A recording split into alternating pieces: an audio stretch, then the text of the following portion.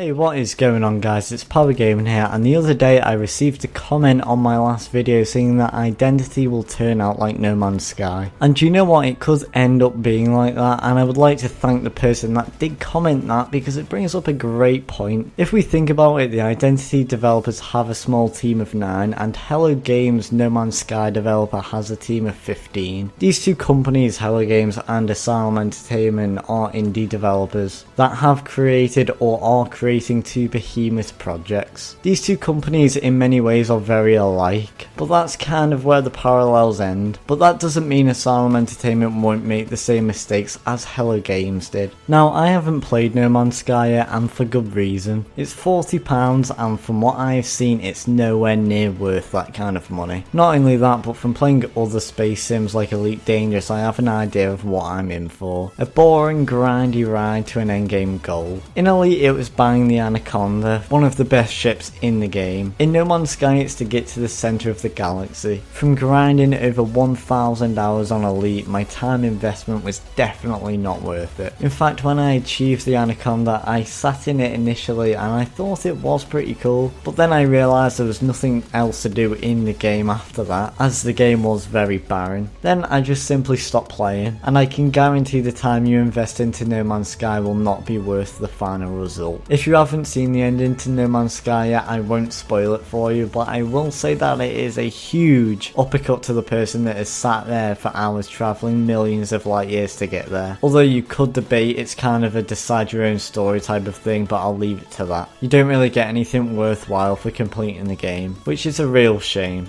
But is No Man's Sky a bad game? Nah, it really isn't. I actually do want it for the exploration aspect of the game. But like I said, £40 is way too much for a game that is randomly generated. Yes, it is a technological advancement in gaming that is enabling seamless integration of having quintillions amount of worlds in just one loading screen. My point is, what does Elite and No Man's Sky have in common? Well, first of all, random generation of solar systems. I mean, let's face it, when you get something that's randomly generated, you know for a fact that the developers haven't worked on that one thing in specific. Whether it be a planet or a Minecraft map, they are both basically the same thing. Next is an endgame that takes forever to achieve. This just plainly makes the game boring. It takes the fun out of the game and it makes you see it for what it is. For example, in Elite Dangerous, when I was hauling cargo, I began to ignore the fact that the game is beautiful, and I just started to see it as a pretty micromanaging simulator. All that it had was a space skin, a very good space skin at that, but it didn't feel like a game. It wasn't fun.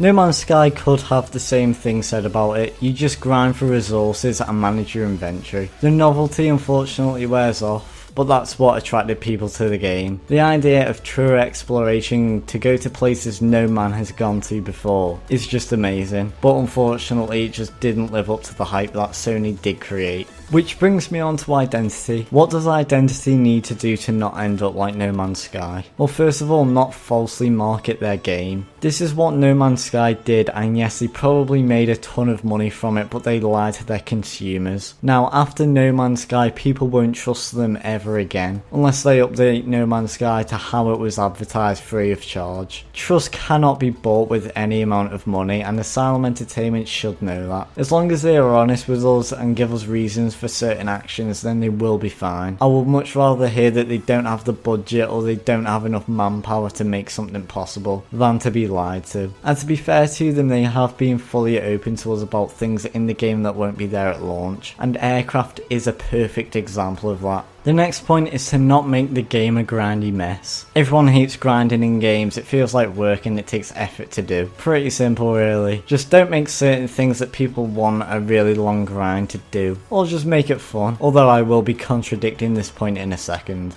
Okay, so don't make the map gigantic. This is where Elite Dangerous failed. You just couldn't find anyone. 400 billion star systems is cool, but it is too big. Nobody has even explored 1% of the game yet. So with the player limit being around hopefully 300, this shouldn't be much of a problem even if the map size is the size of Altis, which it isn't. So the game will be fun, especially with 300 people running around. You'll always be watching your back as you don't know who you meet, and you don't know what their intentions are. No Man's Sky failed here, well, because there's a whole lot of space but nobody is there to explore it with you. It's in the title. For my final point, many reviewers said that No Man's Sky was a mile wide but not an inch deep. This was the exact same thing for Elite Dangerous, and it's the old saying, quality over quantity. Put the time into the little details that add to the immersion, and it'll all add up to create something to remember. I like to compare Identity with Star Citizen, as from what we've seen it is taking that quality over quantity approach, which I am very happy about. Anyway guys, thanks for watching the video, and thank you to the guy who brought this up in the comments section on my last video, as it is an interesting topic to talk about. Please like, comment your thoughts, share, and if you're new here, subscribe, and I'll see you guys in the next one.